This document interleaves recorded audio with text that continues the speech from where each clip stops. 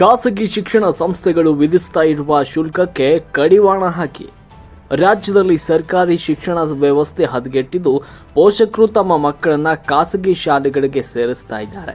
ಖಾಸಗಿ ಶಿಕ್ಷಣ ಸಂಸ್ಥೆಗಳು ವಿಧಿಸ್ತಾ ಇರುವ ಶುಲ್ಕ ಮಿತಿ ಮೀರ್ತಾ ಇದೆ. ಇದಕ್ಕೆ ಕಡಿವಾಣ ಹಾಕಬೇಕು ಅಂತ ಎಎಪಿ ಜಿಲ್ಲಾಧ್ಯಕ್ಷ ಎಸ್ ಬೈರೇಗೌಡ ತಿಳಿಸಿದ್ದಾರೆ.